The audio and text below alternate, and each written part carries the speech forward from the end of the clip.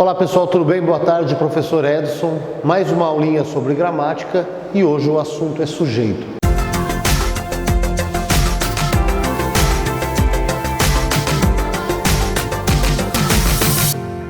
Conforme dito, inclusive, no vídeo anterior de pronomes relativos. Sujeito é a primeira função sintática que se aprende. É a primeira função sintática e eu acredito que seja uma das mais importantes. Ao longo dos vídeos, nós vamos entendendo que a análise sintática é uma receita de bolo. Existe um passo a passo de ingredientes que eu coloco dentro de uma vasilha, por exemplo, para fazer um bolo, para que a massa não desanje depois. A análise sintática também funciona parecido. Existe um passo a passo que eu faço de análise para que a minha análise sintática seja muito segura e precisa. E o primeiro item dessa ingrediente, o primeiro elemento que eu coloco nessa panela linguística é o sujeito. Achar o sujeito é a sua primeira grande missão da análise sintática. E não é uma tarefa das mais difíceis. Sujeito é aquele indivíduo sintático que pratica a ação do verbo, recebe a ação do verbo ou pratica e recebe a ação do verbo. Tudo bem? Então, analisando aqui, quem construiu a ponte, o engenheiro, o que foi construído pelo engenheiro, a ponte, e quem se pintou ela. Edson, tudo bem, mas eu preciso ver isso um pouquinho mais na prática, de preferência como que eu acho esse sujeito, que é o grande desafio inicial. Sujeito, meu querido, aliás, a análise sintática inteira, praticamente, se trabalha com perguntas simples, colocadas nos locais corretos e uma boa análise da resposta que eu recebo dessa pergunta. O sujeito, por exemplo, nós vamos achar sempre com a pergunta o que ou quem antes do verbo. Só isso. Então, se você vai procurar o sujeito da primeira frase, que já está inclusive marcado, mas vamos só confirmar. Dedo no verbo, pergunta antes. Quem construiu a ponte?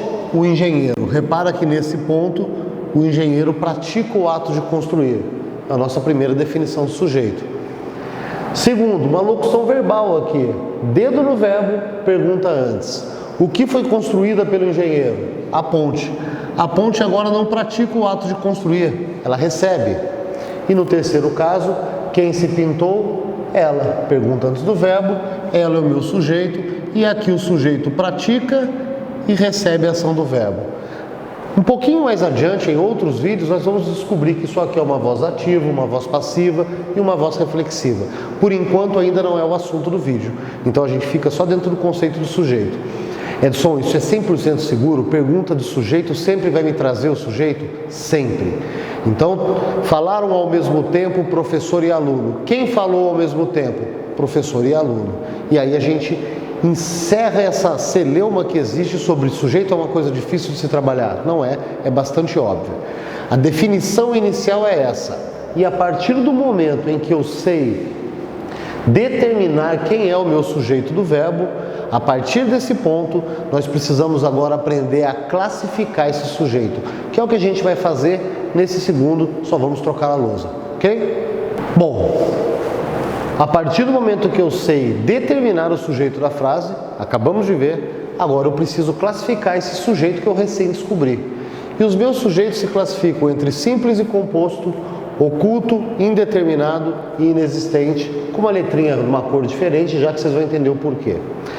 O primeiro grande problema, entre aspas, que nós temos aqui, é o aluno que importa conceitos da morfologia para análise sintática. Substantivo simples da morfologia é aquele formado por uma palavra só. Substantivo composto, duas ou mais palavras, dois ou mais radicais. Se eu trago isso para análise sintática, eu praticamente erro todas as classificações de sujeitos simples e compostos. Na análise sintática, eu não defino se o meu sujeito é simples ou composto pela quantidade de palavras, mas sim pela quantidade de núcleos que esse sujeito tem. Mas afinal, quem é núcleo do sujeito? Substantivos, pronomes e numerais. Esses cidadãos são os possíveis núcleos do sujeito. Então, se eu tenho apenas um núcleo do meu sujeito, não importa a extensão gráfica desse sujeito, eu tenho sujeito simples. Se eu tenho dois núcleos, não importa se são dois núcleos juntinhos e só isso, eu tenho sujeito composto. Quer ver? Vamos colocar um exemplo aqui na lousa de um sujeito bastante extenso graficamente e vamos juntos analisar.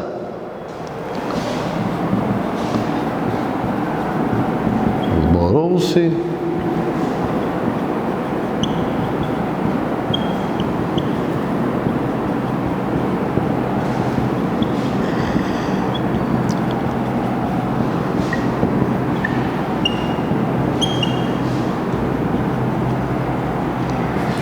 Olha o tamanho dessa criança, pessoal.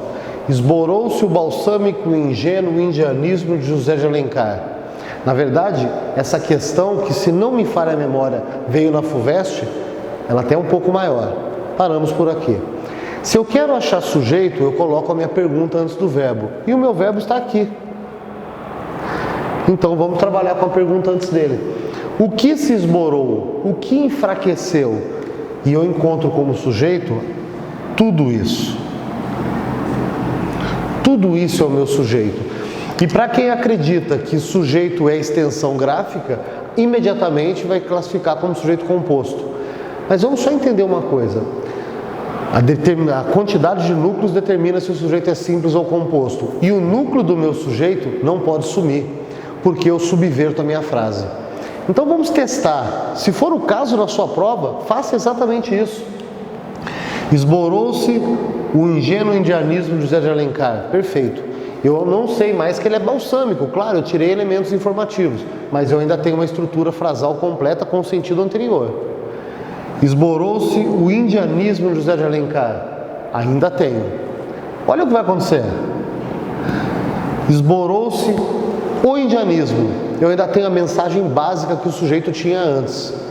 Agora, tire só o indianismo e faça um esforço mental, volte todo o sujeito, todos os elementos que tiramos. Esborou-se o balsâmico e ingênuo de José de Alencar. Repara que balsâmico e ingênuo é adjetivo, mas o que eles estão caracterizando? Eu não tenho mais. O de José de Alencar, essa preposição, nesse contexto, indica uma relação de posse. Posse do quê? Então eu perdi o sentido do meu texto.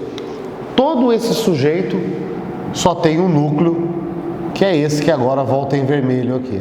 Então esse sujeito imenso é apenas um sujeito simples, porque só tem um núcleo. Em contrapartida, eu e ela chegamos. Pessoal, quem chegou? Eu e ela. Um núcleo, dois núcleos, esse sujeito pequenininho, como dizia minha mãe, minguerinha, é só um sujeito composto. Dois núcleos. Tudo bem? Então não importe aquele conceito morfológico de que uma palavra simples, duas ou mais composto. Isso não vale na análise sintática, muito menos no sujeito.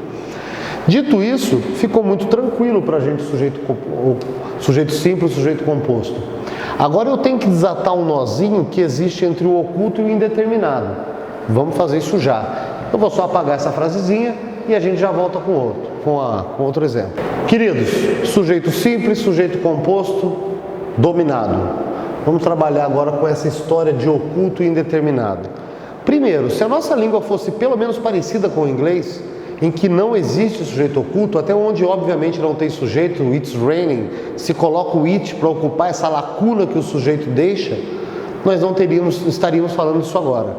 Só que na língua portuguesa nós temos muito facilmente o sujeito oculto, ou seja, isso aqui. Eu não demonstro a pessoa que recebe ou que pratica a ação do verbo. Nós apenas ocultamos e fazemos isso o tempo todo. Se eu chego para você e falo, querido, você vai para a aula amanhã? Você responde sim. Sim, eu vou. O eu vou não está explícito. Você foi à missa ontem? Fui. Onde está o eu? Oculto. Isso é comum na nossa língua. Só que eu ainda assim tenho que tomar um belo de um cuidado aqui. Aqui, agora perdemos o referencial, mas vamos voltar. Eu estou falando da primeira pessoa do singular, o eu. Segunda pessoa do singular, o tu. Terceira pessoa do singular, o ele. E embaixo, primeira pessoa do plural, nós. Segunda pessoa do plural, o vós. E terceira pessoa do plural, o eles. Olha o que acontece. Falo a verdade, sujeito oculto. Falas a verdade, sujeito oculto, tu. Fala a verdade, sujeito oculto, também chamado, só para complementar, de desinencial ou elíptico, são sinônimos. Falamos a verdade, sujeito oculto, primeira pessoa do plural. Falais a verdade, sujeito oculto, segunda pessoa do plural. Falam a verdade é sujeito indeterminado. O sujeito, esses ocultos, são chamados de desinenciais porque através da desinência nós conseguimos identificar. Fala a verdade, falamos a verdade, eu sei de qual pessoa eu estou falando. Nós falamos a verdade. E na cabeça do aluno, na sua cabeça agora que está assistindo esse vídeo, você olha para isso e fala, puxa, mas peraí, por que só a primeira, segunda, terceira pessoa do plural é chamado de oculto e por que a terceira pessoa do plural é chamado de indeterminado? Não faz nenhum sentido a princípio, afinal de contas a desinência aqui identifica o sujeito exatamente como identifica aqui. Faz todo sentido. É extremamente lógico. Aliás, a nossa gramática da língua portuguesa pode parecer uma heresia o que eu vou dizer agora, mas é extremamente lógica. Vamos criar uma situaçãozinha muito rápida aqui para que você entenda o porquê que a terceira do plural é de fato indeterminado. Você que está aí em casa, e mais uma pessoa, vamos criar um amigo imaginário, o Pedro, somos amigos desde o maternal. Hoje é a formatura do ensino médio e o Pedro, por algum motivo, não pode ir. Vamos apenas eu e você. Lá pelas tantas da noite, afinal de contas conhecemos todo mundo, é o último churrasco de encerramento do ensino médio, eu me distancio de você e sem que você perceba eu passo ao seu lado e te ouço falando muito mal do Pedro. Olha que situação delicada no dia seguinte. Se eu conto para o Pedro, eu me queimo com você. Se eu não conto para o Pedro, ele pode descobrir e achar que como estávamos juntos, eu também falava mal. Como eu faço? Quem estava falando mal do Pedro era só uma pessoa, você. Mas eu chego para o Pedro e falo, Pedro, abre o seu olho. Falaram mal de você na festa. Quando nós queremos indeterminar o sujeito, todos nós, a população linguística procede dessa forma. Colocamos o verbo na terceira pessoa do plural. A gramática apenas percebeu que isso era um comportamento linguístico geral e transformou o que era de praxe, no dia a dia, numa regra gramatical. Todos nós fazemos isso. Olha, pegaram o seu dinheiro que estava aí, eu não sei quem é. Na verdade, uma pessoa só provavelmente tenha tirado esse dinheiro daquela carteira. Ok? Agora, cuidado. Não é porque eu tenho o verbo na terceira do plural que o meu sujeito é indeterminado. Não é porque muitas vezes o verbo começa na terceira do plural. Falaram juntos professor e aluno. Não é porque o verbo está na terceira do plural e muitas vezes inicia o meu período que eu, de uma forma taxativa, olho para isso e já classifico como indeterminado. Entenda uma coisa, que nos nossos vídeos daqui para frente vai ser muito preciso e muito constante. A análise sintática tem análise no nome. Não existe isso para você agora, que é uma pessoa que está adentrando nesse conhecimento, de bater o olho e tentar responder. Se fosse assim, não chamaria análise antes de sintática. Sempre analise. Sempre analise. Sempre. Sujeito não se acha com pergunta antes do verbo, então não se deixa levar pela euforia. Opa, verbo na terceira do plural, é sujeito indeterminado? Põe a pergunta antes. Quem falou ao mesmo tempo? Professor e aluno. Está aqui o meu sujeito composto por dois núcleos, professor mais aluno. Tudo bem? Quando então ele vai ser sujeito indeterminado? Falaram juntos. Ponto. Quem falou juntos? Não sei, não está explícito no texto. Isso é indeterminado. Queridos, eu vou encerrar esse vídeo. Vamos fazer um segundo vídeo somente sobre sujeito inexistente. Ele é um pouco mais extenso, um pouco mais denso. E por isso agora você entende por que ele está numa cor diferente. Ele merece um vídeo só para ele. Tudo bem? Continua com a gente, curte, compartilha, comenta. É importante o seu comentário para a gente ter esse feedback positivo ou até mesmo negativo. E vamos junto que o objetivo está chegando. Um grande abraço.